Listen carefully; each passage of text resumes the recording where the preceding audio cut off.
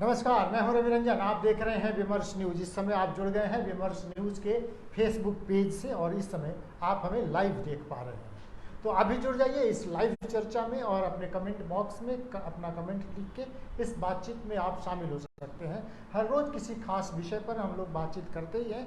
आज हमारा विषय है झारखंड में 1932 के खतियान के लागू होने के बाद चर्चा आम है। कोई कह रहा है कि कुछ शहरों के लोग अब वहाँ के बाहरी हो जाएंगे, जहाँ 1932 के खतियान का भारी विरोध होना तय है। लेकिन कुछ लोग कह रहे हैं कि इस खतियान के लागू होने के बाद राज्य की आधी से अधिक आबादी को बड़ी राहत मिली है। इन सब पर चर्चा करने के लिए, इस पर बातचीत करने के लिए हमारे साथ हैं 1974 के आंदोलन से ही सक्रिय रहे सामाजिक कार्यकर्ता मंथन जी, जो इन दिनों झारखंड में रहते हैं और झारखंड के विषयों के विशेषज्ञ के तौर पर हम उनको जानते हैं। एक राजनीतिक विश्लेषक के तौर पर भी उनकी पहचान है। तो हम उनसे बातचीत कर रहे हैं कि 1932 के खतियान का मतलब क्या है और इसके लागू हो जाने के बाद झारखंड में क्या कुछ बदलेगा, कौन बाहरी है, कौन भीतरी है, कौन वहाँ का मूल निवासी है और इसका कितना असर वहाँ के आम जनजीवन पर पड़ेगा। इसी पर बातचीत करेंगे। मंथन जी, आपका बहुत स्वागत है विमर्श न्यूज़ के इस कार्यक्रम में। सबसे पहले तो हम ये जानना चाहेंगे कि 1932 का ये खतियान है क्या। ये लोगों के बीच में बहुत असमंजस की स्थिति है, जरा इसको स्पष्ट किया जाए।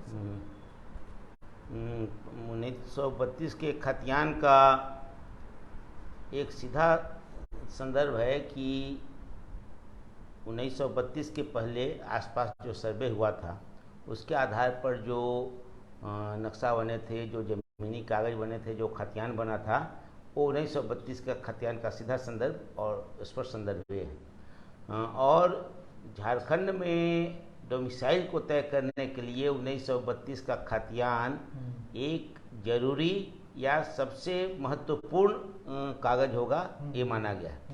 लेकिन अभी उसके पहले हम यानी समझे कि ये खतियान जो 32 का खतियान है, 1932 में जो खतियान है, उसके आधार पर डोमिसाइल तय करने की बात हुई। तो यहाँ केवल इतना हम उसके पहले समझ लें कि डोमिसाइल, क्योंकि ये बहस भी चलती है, कुछ लोग कहते हैं कि डोमिसाइल पूरे देश का एक होता है, लेकिन वैधानिक और प्रशासनिक हिसाब से अगर ध्यान दें तो हर प्रांत का, हर स्टेट का डोमिसाइल होता है और उस प्रांत की नौकरी के लिए प्राथमिकता डोमिसाइल के आधार पर होती है। ये बिहार में भी है, महाराष्ट्र में भी है, मैंने कोई ऐसा राज्य ही नहीं है जो उससे अछूता है डोमिसाइल के निर्धारण से। और झारखंड में सबसे अंत में झारखंड प्रांत का डोमिसाइल बना। इसके पहले बना अगर कहिए तो रघुवर दास के समय में एक बना और अभी उसको बदल के बनाने की कोशिश की जा रही है। लेकिन सबसे ज़्यादा दिन तक डोमिसाइल विहीन प्रांत कोई रहा तो झारखंड रहा। ये पहले समझ लें। तो चलिए, डोमिसाइल का हम आपको ये बताते चलें कि 2002 में डोमिसाइल नीति लाई गई थी। उस समय बाबूलाल मरांडी वहाँ मुख्यमंत्री थे और उसका भारी विरोध हुआ था। बाबूलाल मरांडी को विरोध के कारण ही इस्तीफा दे देना पड़ा था। फिर बाद में अर्जुन मुंडा को मुख्यमंत्री बनाया गया। रघुवर दास ने एक एक्शन लिया और उस पर डोमिसाइल नीति पर। तो ये सब तो बातचीत चल रही है। हम आपको ये बता दें कि 1932 के खतियान को समझने के लिए आपको उसका इतिहास थोड़ा सा समझना होगा। इसके बारे में 1909 में छोटा नागपुर काश्तकारी अधिनियम यानी CNT एक्ट बना। इसी एक्ट के मुंडारी खूंट कट्टीदार का प्रावधान किया गया इसी एक्ट में, और इसी प्रावधान में ये व्यवस्था की गई जिसके जरिए आदिवासियों की जमीन को गैर आदिवासियों के हाथों में जाने से रोका गया। आज भी खतियान यहाँ के भूमि अधिकारों का मूल मंत्र या संविधान है। कई जगहों पर पत्थलगड़ी वगैरह जो हो जाता है, वहाँ का संविधान वो लोग पत्थलगड़ी पर लिख देते हैं। तो ये जो है, कोल्हान की भूमि आदिवासियों को सुरक्षित कर दी गई। उस समय देश में 1831 से 1833 के बीच क्या स्थिति रही और उसके बारे में थोड़ा अपडेट आप जान लें कि इस वक्त कोल विद्रोह के बाद विलिंगसन रूल आया। कोल्हान की भूमि दो आदिवासियों के जो आदिवासियों के लिए सुरक्षित कर दी गई। वहीं ये व्यवस्था निर्धारित की गई कि कोल्हान का प्रशासनिक कामकाज हो मुंडा और मानकी के द्वारा कोल्हान के ये उसके सुपरिटेंडेंट किए गए। ये 1913 से 1918 के बीच ये सर्वे हुआ और उसके बाद ये इस खतियान की चर्चा आम हो गई। आजकल जब इस नई सरकार ने इस खतियान को लागू करने की बात कही तो उस पर चर्चा छिड़ गई है। अब ये कहा जा रहा है कि 1932 के खतियान के लागू हो जाने के बाद जमशेदपुर, धनबाद, बोकारो ऐसे शहर जहां देश भर से लोग आकर बस गए और उस शहर का निर्माण किया, वो लोग वहाँ अपना कारोबार करते हैं, वहाँ बस गए, घर मकान बना लिया, अब वो वहाँ के लिए बाहरी हो गए। ऐसा हुआ क्या? आपको क्या लग रहा है? देखिए, पहले तो कि ये आपने जो बातें बताई जी, वो अभी के डोमिसाइल का 1932 का संदर्भ है, उससे सीधे जुड़ी हुई नहीं। ये एक खास क्षेत्र जो आप जिक्र कर रहे हैं उसमें मिली जुली बातें हैं, उसको पहले स्पष्ट कर लें जी, कि कोल्हान पूर्वी सिंहभूम, पश्चिमी सिंहभूम और सरायकेला खरसावां 3 जिले का एक इलाका। छोटा नागपुर टेनेंसी एक जो है वो पूरे छोटा नागपुर में, जिसमें एक तरह से उत्तरी छोटा नागपुर और दक्षिणी छोटा नागपुर और कोल्हान सब मिला के होगा तो वो उस इलाके में है। और ये कोल्हान के इलाके से बाहर ज़्यादा दूर तक इसका विस्तार है छोटा नागपुर टेनेंसी का।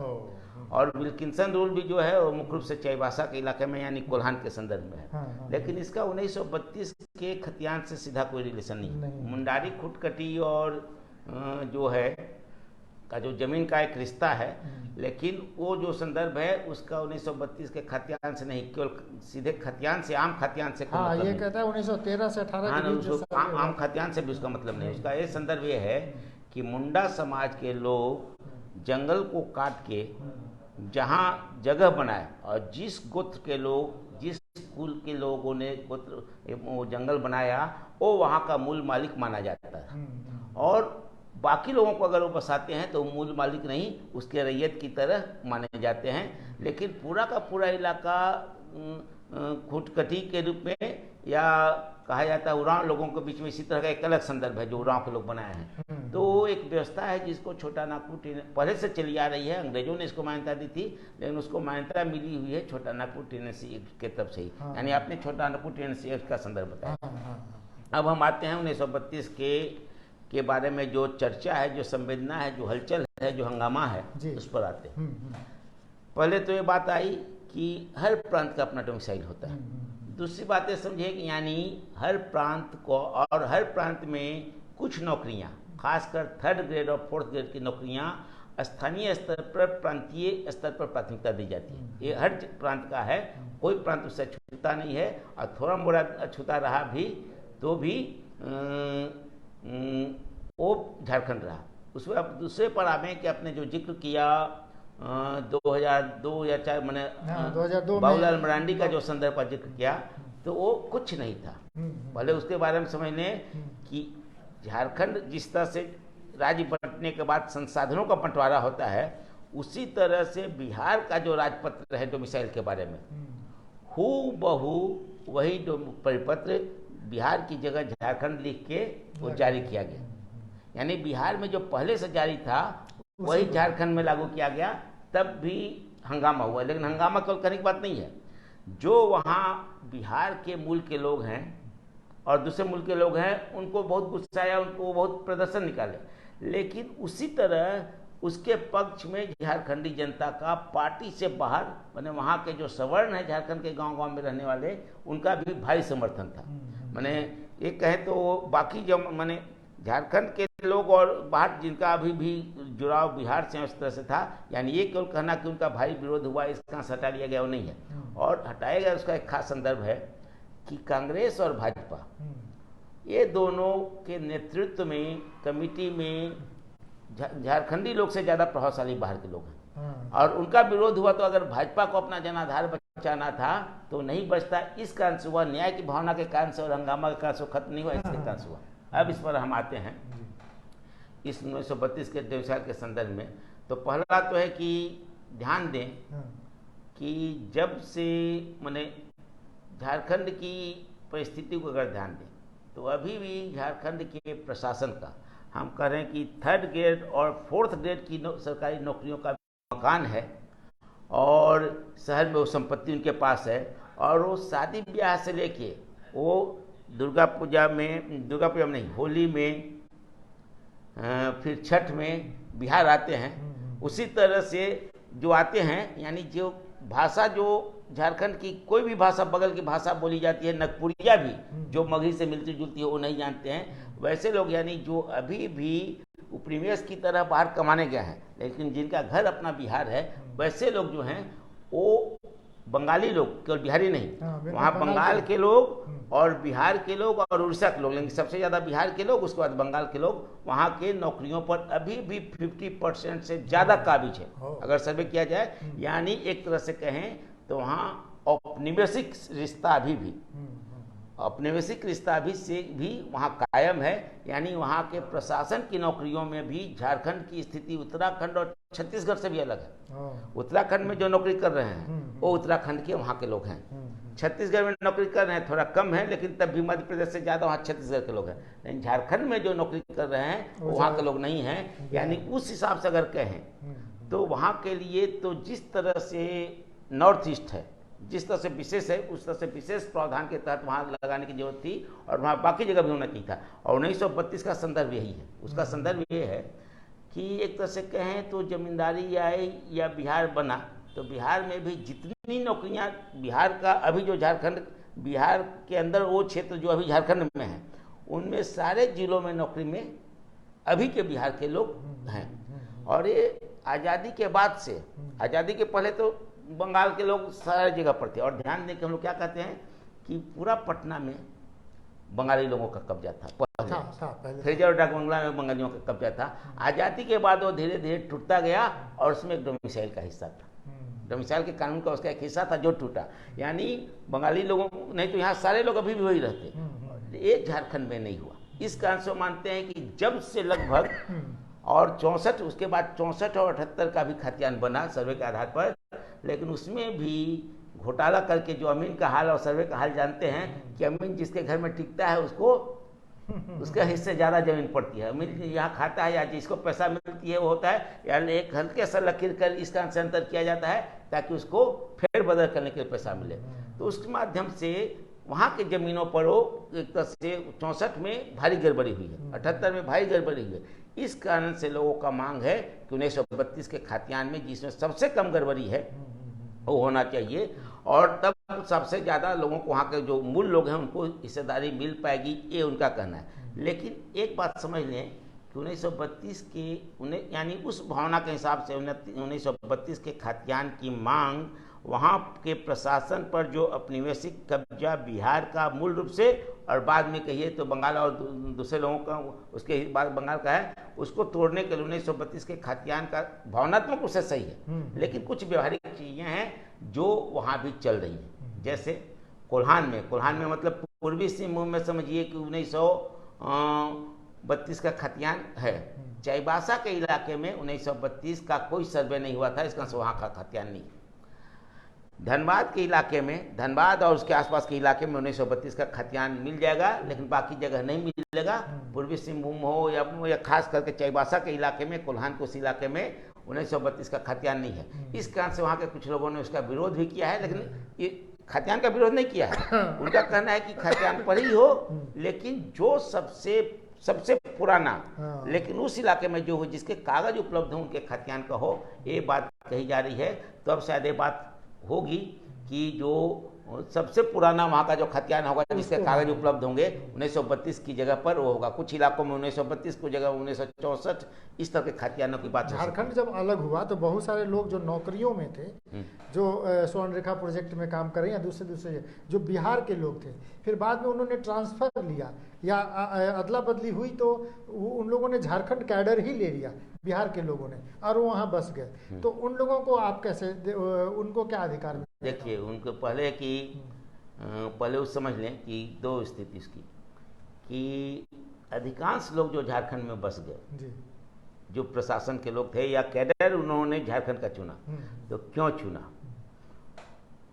एक पहले संदर्भ अगर समझा जाए तो बहुत, और उसकी वास्तविक बात क्या है अगर कहा जाए, उसमें मेरा विश्लेषण है कि उन सारे लोगों ने झारखंड कैडर इस कारण से चुना क्योंकि उनको वहाँ के राजनेताओं को बेवकूफ़ बना के भ्रष्टाचार करने का ज़्यादा मौका था। मुख्य रूप से इस कारण से किया।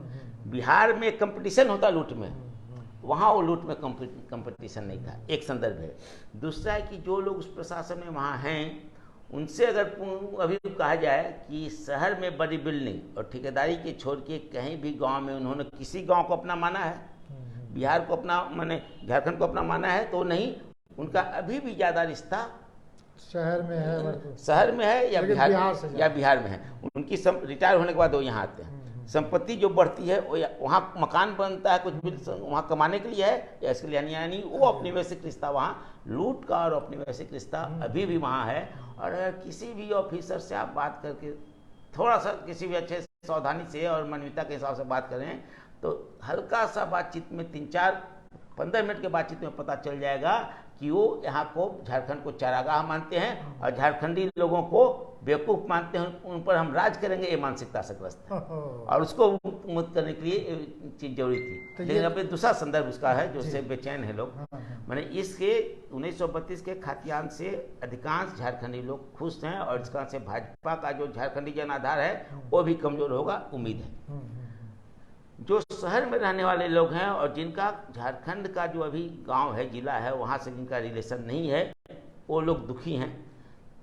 दुखी इस कारण से नहीं कि उनको कुछ घाटा होने वाला है, कोई घाटा नहीं होने वाला है। मैं संदर्भ बताएं, अंतर केवल ये पड़ने वाला है कि उनके बाल बच्चों का नौकरी पहले जिस तरह से अधिकांश पर कब्जा हो पाता था वो नहीं हो पाएगा। उनके बिजनेस में कोई घाटा नहीं होने वाला है, उनके मकान पर कोई घाटा नहीं होना है। वो बाहरी कभी भी, भारत के संविधान में है कि सबको सब जगह रहने का अधिकार है, तो रहेंगे। और डोमिसाइल के बाद भी 3rd ग्रेड और 4th ग्रेड के नौकरी में भी लगभग 15-20% का उनका हिस्सेदार, जो देश की परंपरा है उसके हिसाब से उनका हिस्सेदारी होगी, लेकिन वो उतना भी नहीं चाहते हैं।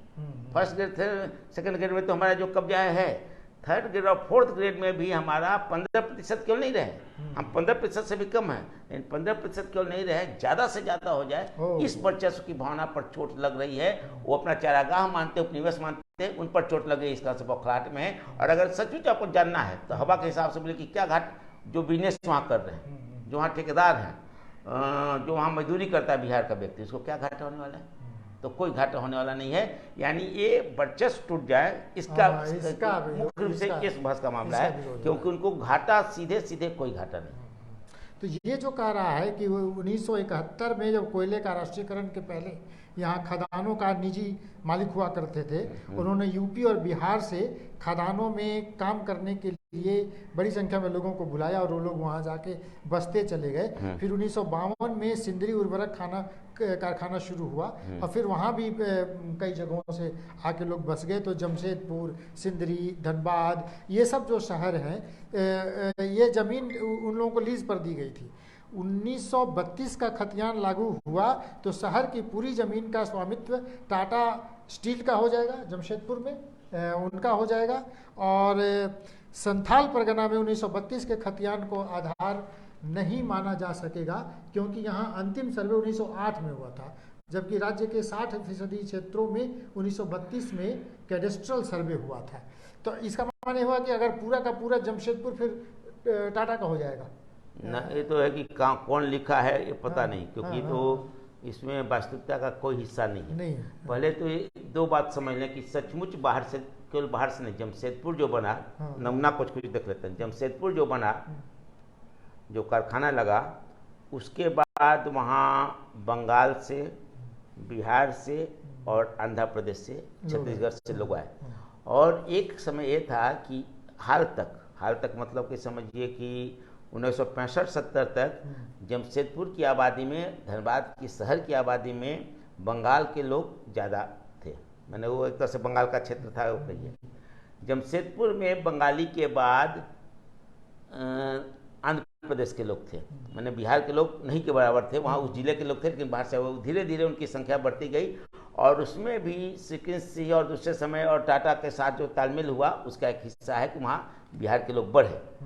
अब ये जो है वहाँ का मामला है धनबाद का, तो धनबाद में प्राइवेट कोलियरी के समय से ही लठैत के रूप में झारखंड जमशेदपुर में भी, लेकिन लठैत के रूप में उत्तर प्रदेश से, वो भी उत्तर प्रदेश से भी राजपूत जाति के लोग ज़्यादा आए दोनों जगह पर। लेकिन अगर तुरंत रिलेशन अगर ध्यान दें, अगर जमशेदपुर में आप देखिए कि वहाँ की ज़मीन को कितना कब्जा किया गया है लठैती और माफियागिरी के बल पर।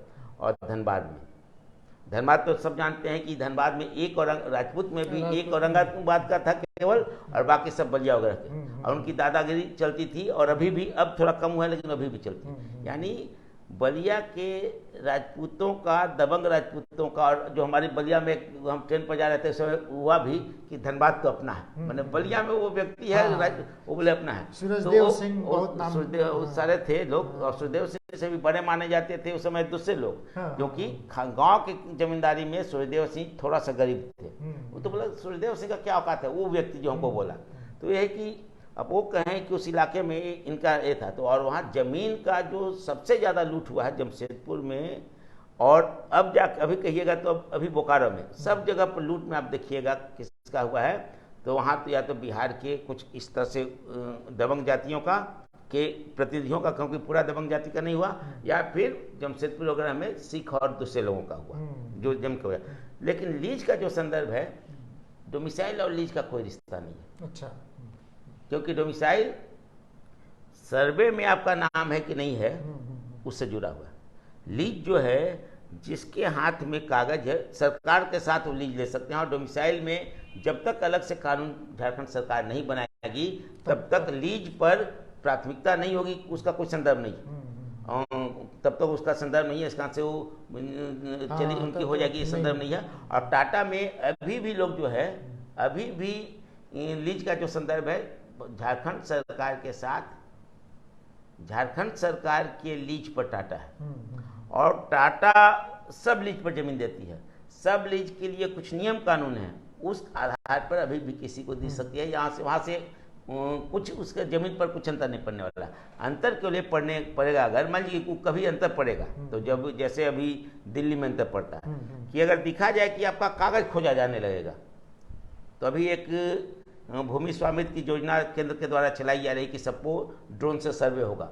उसमें अगर आपको 3-4 पीढ़ी का, फिर वो झारखंड में नहीं है मामला, वो बिहार से लेकर पूरे भारत में है, उसमें अगर कागज आप वैध कब्जा आप नहीं दिखा सके, वैध कब्जा, तो चाहे बोकारो के लोग हो, जमशेदपुर के हों या पटना के हो, जो वैध कब्जा नहीं दिखा सकेंगे, सरकार उनकी जमीन ले लेगी तोड़ फोड़। और अभी जो जिस तरह से बुलडोजर ढा के लिया जाता है उस तरह से ले सकती है।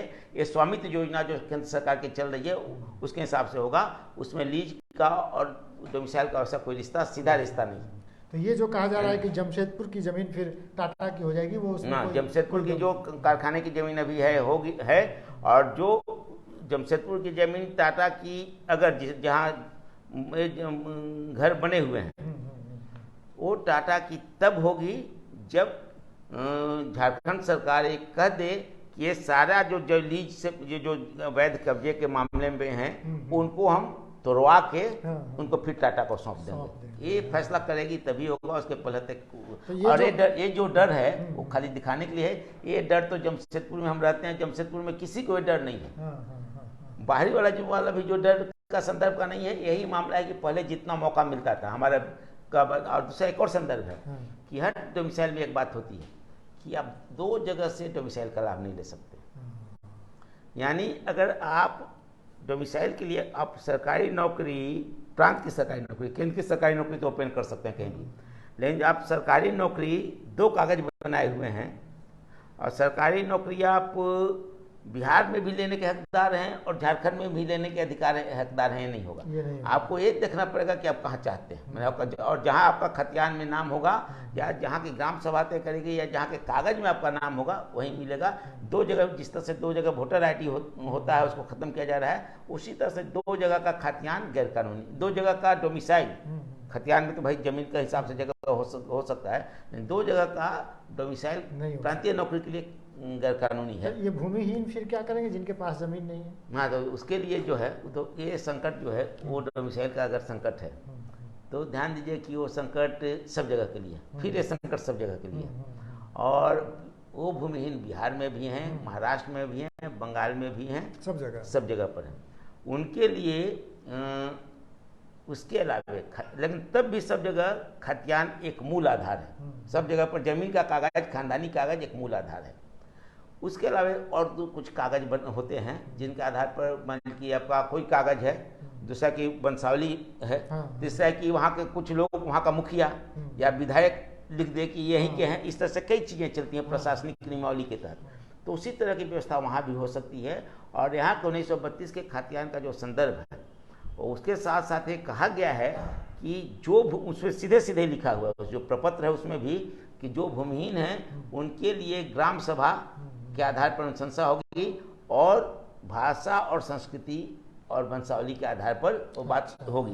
मैंने भाषा अगर मान लीजिए कि वो हिंदी बोलते हैं, वहाँ के भाषा सब कोई वहाँ का बोलता है, मुंडारी गांव में आप हैं और आप हिंदी बोलते हैं, तब इसका मतलब है कि कहीं ना कहीं से आप बाहर से आके किए हुए हैं। तो उस आधार पर और उस आधार पर और ग्राम सभा जानती है कि कौन 5 पीढ़ी से है, कौन 7 पीढ़ी से है, कौन 1932 के पहले से क्या है। तो ऐसे लोगों के लिए ग्राम सभा वहाँ करेगी।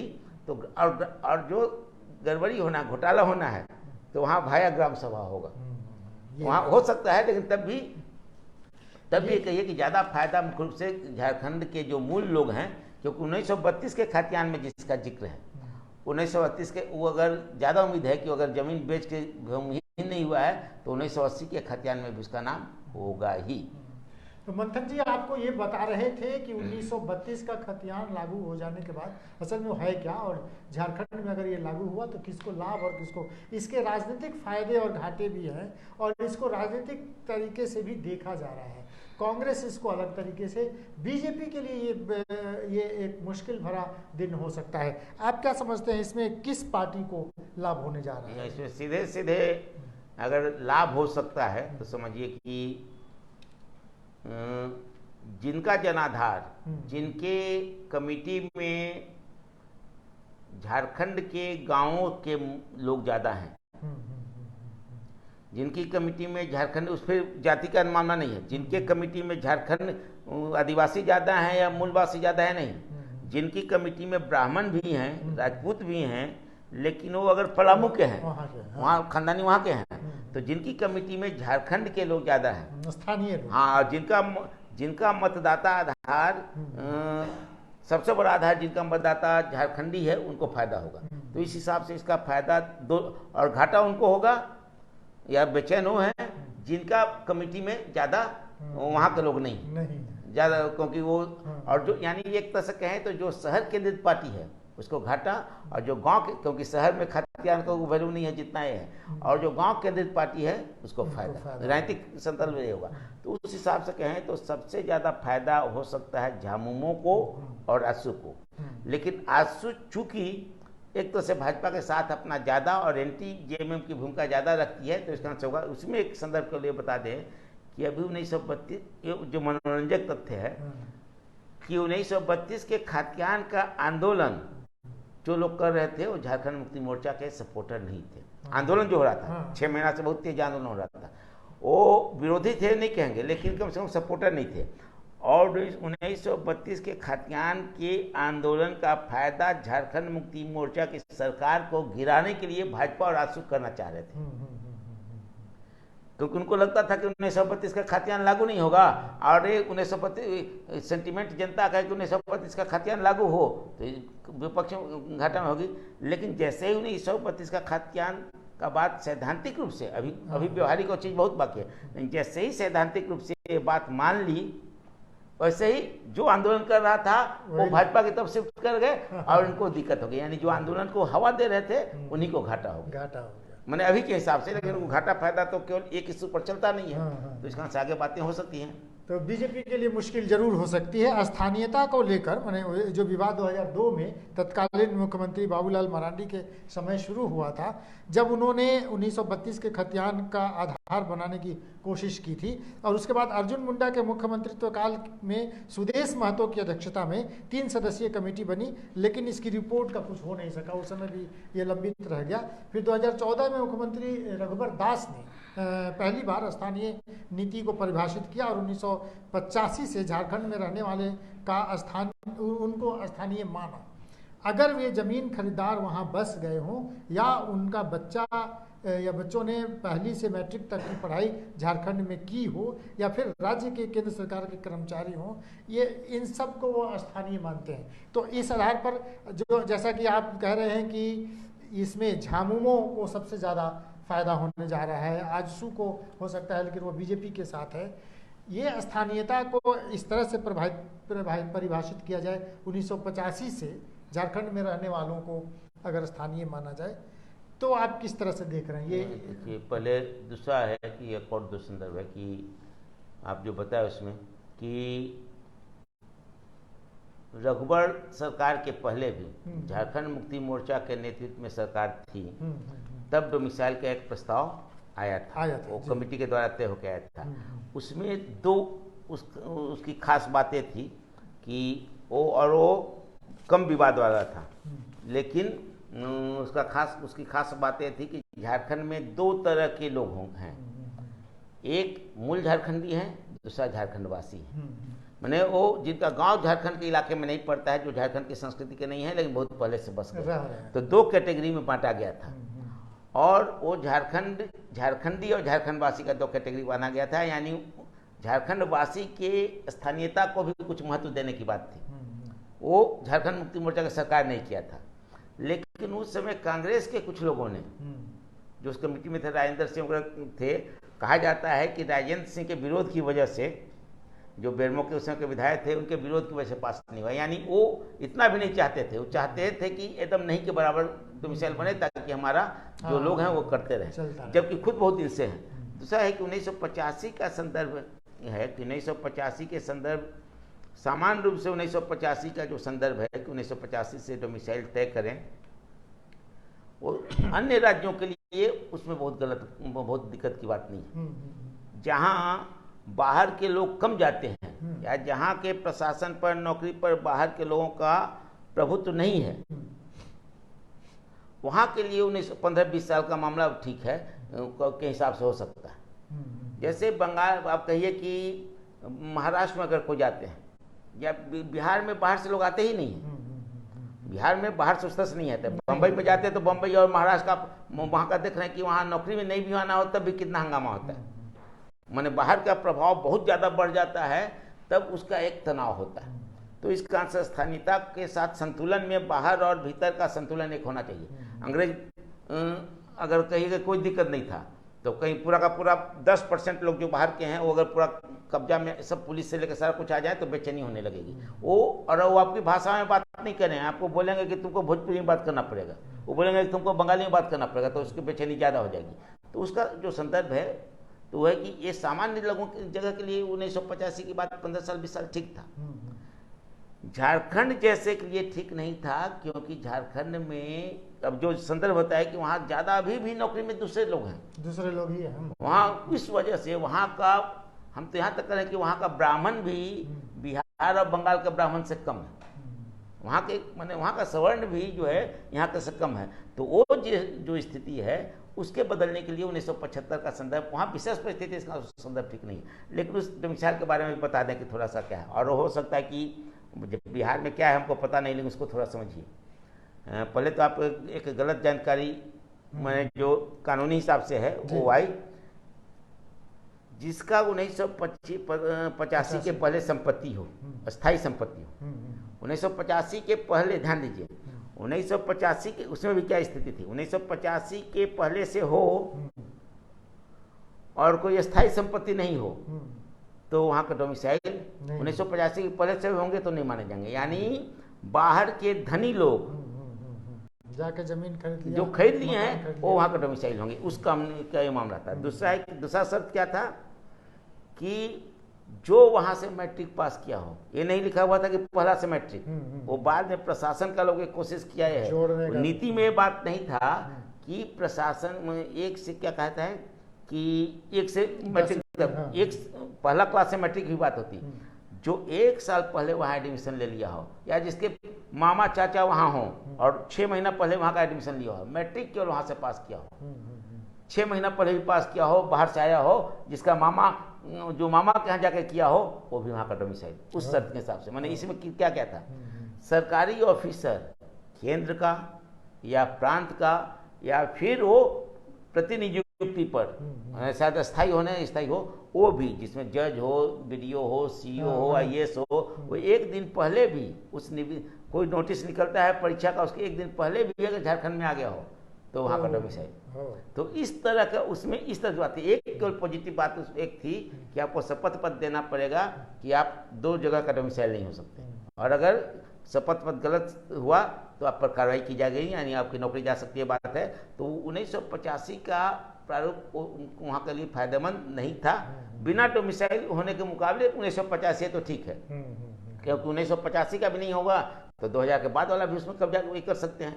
लेकिन तब ये वहाँ को प्रतिनिधित्व देने के लिए, वहाँ के लोगों को 3rd ग्रेड और 4th ग्रेड में नौकरी देने के लिए भी 1985 वाला पर्याप्त नहीं था। क्योंकि क्या होगा कि कंपटीशन में, ध्यान दीजिए कि कंपटीशन में 1985 के बाद 1985 के सारे लोग होंगे, 1950 के बाद के सारे लोग होंगे, और वो गैप आप हम लोग देख रहे हैं कि वहाँ का क्षमता का, प्रशासन से लगे धन का, और तो और वहाँ के गरीब 1985 से पहले गए हुए यानी 1970 में गया हुआ कोई गरीब बिहारी को उसमें फायदा नहीं होने वाला था, ये भी था।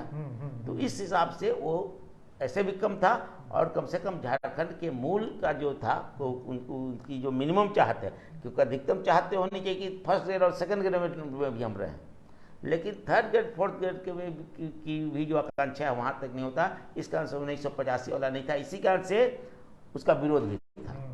और एक और मजेदार बात आप देखिएगा कि आप कोई भी बिहार का और जिस कारण से करना पड़ा, तब भी 1985 का डोमिसाइल था, लेकिन खास बात आपको बता रहे हैं जो प्रशासन क्या करता है उसका है। बाकी जगह के सूचना में निकला रहता है कि ये बिहार के डोमिसाइल के जो स्थानीय हैं उनके लिए नौकरी है, 3rd ग्रेड 4th ग्रेड में होगा उनके लिए नौकरी है। झारखंड का विज्ञप्ति ऐसा निकलेगा जो भारत में कहीं के भी वासी हैं, जो भारतीय हैं, ओपन।